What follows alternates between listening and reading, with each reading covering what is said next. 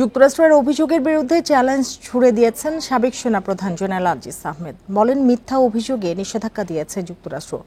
তার পরিবার ও সরকারকে বিব্রত করতেই এ সিদ্ধান্ত বলে দাবি তার। আজিজ আহমেদ ও তার পরিবারের সদস্যদের যুক্তরাষ্ট্রে প্রবেশে নিষেধাজ্ঞার পর প্রতিক্রিয়া জানান অবসরপ্রাপ্ত এই জেনারেল।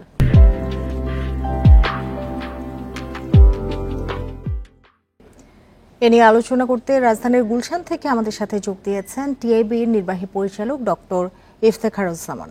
ডক্টর ইফতেখারুজ্জামান, আপনাকে স্বাগত জানাচ্ছি ইন্ডিপেন্ডেন্ট সংবাদে। যেটি শুরুতেই আপনার কাছে জানতে চাই যে সাবেক সেনাপ্রধানের দুর্নীতির অভিযোগ দুর্নীতির ধারণা সূচকে কোনো প্রভাব ফেলবে কি? এটি সরাসরি বলা কঠিন, তবে দুর্নীতির ধারণা সূচকে যে ধরনের উপাদানগুলো বিবেচিত হয়, বিশ্লেষিত হয়, তার মধ্যে উচ্চ পর্যায়ের দুর্নীতি অবশ্যই অন্তর্ভুক্ত। কাজে এই বিষয়টার প্রভাব পড়বে না এটা বলা যাবে না। অন্যদিক থেকে ঠিক ঠিক কতটুকু প্রভাব পড়বে বা সেটা কি ধরনের সেটা বলা মুশকিল আছে। তবে এই ধরনের আমি যেটা বললাম যে উচ্চ পর্যায়ে দুর্নীতি এবং বিশেষ করে ক্রয় খাতে, কেনাকাটা খাতে দুর্নীতি, সরকারি ক্রয় খাতে দুর্নীতি, এই বিষয়গুলো কিন্তু অবশ্যই দুর্নীতির ধারণা সূচকে বিবেচিত হয়ে থাকে। জি, আরেকটি বিষয় একটু জানতে চাই যে কখনো কখনো দুই রাষ্ট্রের সম্পর্কের বলি ব্যক্তি হতে পারে কিনা? এটি আমি ব্যক্তিগতভাবে মনে করি না। তার কারণ হচ্ছে যে যুক্তরাষ্ট্র যেটা করেছে, তাই বাইডেন অ্যাডমিনিস্ট্রেশন ক্ষমতা নেওয়ার পর থেকে আন্তর্জাতিক প্রেক্ষিতে দুর্নীতি সম্পর্কে তাদের ফরেন পলিসির অংশ হিসাবে এটা সুনির্দিষ্ট উপাদান হিসেবে তারা অন্তর্ভুক্ত করেছে, এবং তার প্রেক্ষিতে পৃথিবীর বিভিন্ন দেশে কিন্তু ইতিমধ্যে অনেকের বিরুদ্ধে, উচ্চ পর্যায়ের অনেকের বিরুদ্ধেই এই ধরনের ব্যবস্থা গ্রহণ করা হয়েছে, এবং তারই ধারাবাহিকতায় বাংলাদেশের ক্ষেত্রে সেটা ঘটলো প্রথমবারের মতো যদিও। তবে এটা একজন ব্যক্তির দুর্নীতিকে কেন্দ্র করে, কাজেই এখানে আমি মনে করি না। এবং এটা তাদের যেহেতু ফরেন পলিসির একটা অংশ, কিন্তু এটার মধ্যে আমাদের ডিপ্লোম্যাটিক রিলেশনশিপ বা অর্থনৈতিক রিলেশনশিপ, বিনিয়োগ রিলেশনশিপ, এই ধরনের ক্ষেত্রে কোনো প্রভাব পড়বে বলে আমি মনে করি না। যদি না আমাদের পক্ষ থেকে এমনভাবে বিষয়টিকে বিশ্লেষণ করা বা উপস্থাপন করার চেষ্টা হয় যে তার এর এর কারণেই বাংলাদেশ যে বাংলাদেশের পক্ষ থেকে যুক্তরাষ্ট্রের সাথে সম্পর্কের উপরে কোনো প্রভাব পড়বে, এরকম যদি ধারণা সৃষ্টি করা হয়, সেটি আমার মনে হয় যে ওইটা আমি আশা করছি না। আমি মনে করি না এটা সম্ভব হবে বা উচিত হবে। জি, একটি দেশ চাইলেই কি আরেক দেশের সেনাপ্রধানের বিরুদ্ধে দুর্নীতির অভিযোগ কি তুলতে পারে? সেটি তো তারা সুনির্দিষ্টভাবে তাদের একটা আইনের উপর ভিত্তি করে করেছে, যেটি তারা রেফারেন্স তারা দিয়েছে ঘোষণার মধ্যে। এক, আর দ্বিতীয় হচ্ছে যে এই ধরনের ক্ষেত্রে যেটা অত্যন্ত গুরুত্বপূর্ণ প্রশ্ন আপনি করেছেন, তার কারণ হচ্ছে একটি রাষ্ট্র, অন্য রাষ্ট্রের একজন নাগরিকের উপর যখন এই ধরনের অপবাদ দিয়ে যে ব্যবস্থা গ্রহণ করে সুনির্দিষ্ট, তখন কিন্তু তাদের হাতে নির্ভরযোগ্য, ভেরিফাইড বা যাচাইকৃত তথ্য ছাড়া কিন্তু তারা সেটা করবে না।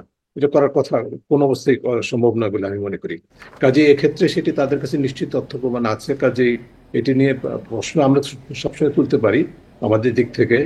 বিশেষ করে জেনারেল সাহেব তুলেছেন, প্রশ্ন উত্থাপন করেছেন দেখলাম গণমাধ্যমে, সেটা তার পক্ষে অবশ্যই করাটা স্বাভাবিক। কিন্তু আমার ধারণা যুক্তরাষ্ট্রের পক্ষ থেকে, সরকারের পক্ষ থেকে পর্যাপ্ত যাচাই বাছাই সাপেক্ষে এবং বিশেষ করে ভ্যালিডেশন যেটাকে বলা হয় তথ্যের, সেটার উপর ভিত্তি করে তারা এই পদক্ষেপ গ্রহণ করেছে। জি, অভিযোগ পেলেও সেজন্য কি নিষেধাজ্ঞা দিতে পারে কিনা, আর সেটা কি জনসম্মুখে প্রকাশ করতে পারে? সেটি তাদের আইনগতভাবে যেহেতু তাদের এখতিয়ার আছে, সেই কারণে তাদের আওতায় তারা সেটা করেছে। এটি নিয়ে প্রশ্ন করার মতো সুযোগ আমি অন্তত মনে করি না আছে বলে। তবে এটি সরকারের, আমাদের পররাষ্ট্র মন্ত্রণালয় সহ সরকারের বিবেচনার বিষয়, যে এটা যদি আমাদের সরকারের পক্ষ থেকে মনে করা হয় যেটি জেনারেল সাহেব বলেছেন, কিছু কয়েকজন সম্মানিত মন্ত্রীও বলেছেন যে বাংলাদেশের জন্য এটা বিব্রতকর, যৌক্তিকভাবে বিব্রতকর বলে আমরা মনে করি।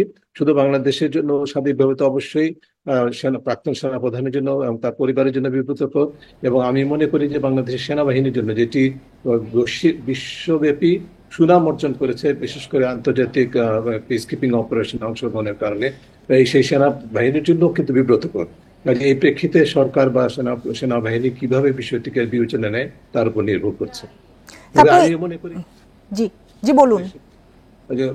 যেহেতু অভিযোগ উত্থাপিত হয়েছে, সুনির্দিষ্টভাবে অভিযোগের উপর ভিত্তি করে পদক্ষেপ গৃহীত হয়েছে আন্তর্জাতিক দেশের বাইরে, কাজেই এই বিষয়টি বাংলাদেশের পক্ষ থেকে, যেহেতু বাংলাদেশের সরকারের সুনির্দিষ্ট দুর্নীতি বিরোধী শূন্য সহনশীলতার ঘোষণা আছে, সর্বসাম্প্রতিক নির্বাচনেও সেটি পুনরাবৃত্তি করা হয়েছে সুনির্দিষ্টভাবে।